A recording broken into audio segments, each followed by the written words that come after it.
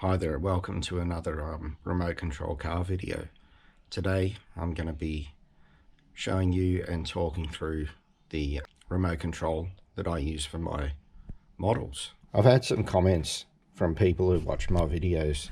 Why do I use a stick controller instead of a more typical steering controller? Matter of personal preference. I like some of the adjustability that you can get from a stick controller. This particular controller, the Futaba, I think it's a T4GRS or something like that. It's definitely been built with the car enthusiast in mind. I'm just going to show you some of the things that I do like about this controller and help you to understand why I prefer this type of controller over this type of controller.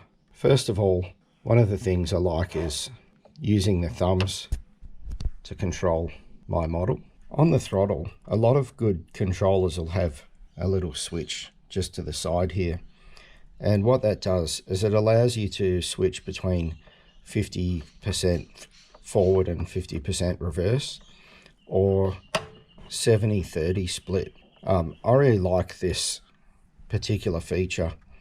It's very handy when you're working with nitro cars to set the idle of the nitro car. If you set the idle speed here when you're starting the car and you want to advance the throttle just a little bit for cold starts, just flicking that switch over gives you an extra probably 15% throttle, which I find is usually just enough to pick the RPM up. You get that extra throttle, so you're confident you're not going to stall the engine as soon as you unplug the glow plug heater. And then once it's running and idling happily, you can switch it back to 70-30 mode, which gives you a nice increased control on the throttle. For the same amount of digital variance, you have some mechanical control over how sensitive your inputs are. Another thing which is really good about this controller is the thumbsticks are actually height adjustable with a lock screw on the bottom. You can actually change the height. This can increase the throw of the control as well. Having this along with that 70-30 split switch is really handy. So if you were driving a really high powered vehicle, you might want to have a smoother response to the throttle. In that case, it's really helpful to be able to adjust the height of that thumbstick and give your thumb mechanically more space to move.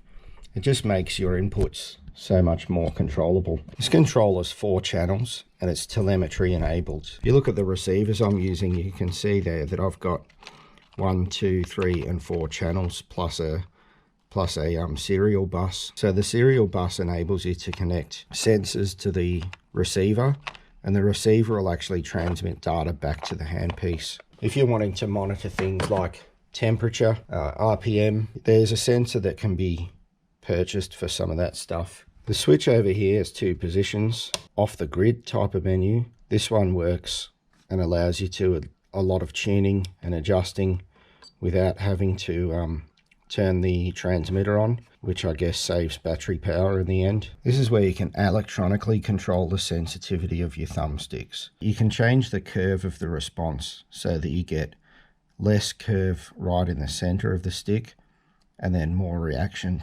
toward the end. On the steering, this is really good if you're building a high-speed car and you want to be able to move your thumbs a fair way at high speed without having to have the car twitching and jerking all over the place. It's kind of use a combination of this little thumbstick button and a plus and minus buttons here to change some of the values that you're looking at.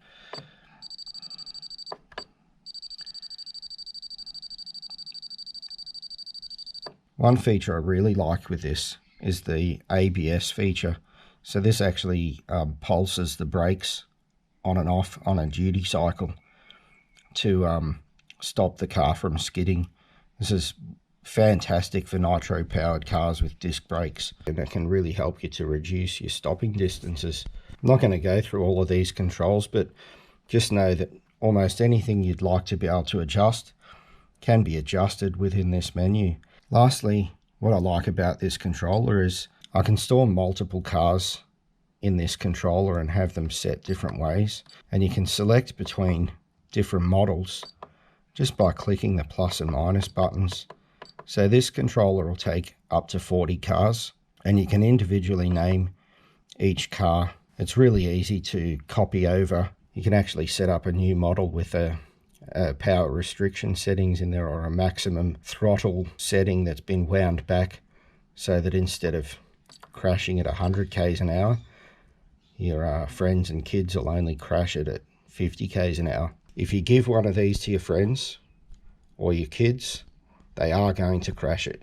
That's not a question of if, that's a question of when. Lastly, on this screen you can actually get a visual indicator on the LCD where your position of your throttle and steering is. Particularly useful if you've adjusted the trim of your car. As I said before, we have 4 channels. One of them can be bound to this potentiometer here that allows you to tune or adjust the position. In this case, you can see my channel 4 is winding up and down as I turn the potentiometer. You can also bind that little potentiometer to your steering or throttle as well to give you some adjustment over those. So you can assign the controls as you see fit. And lastly, you've got this 3-position switch here, which allows you to control channel 3. So you can see here channel 3 is in the full positive.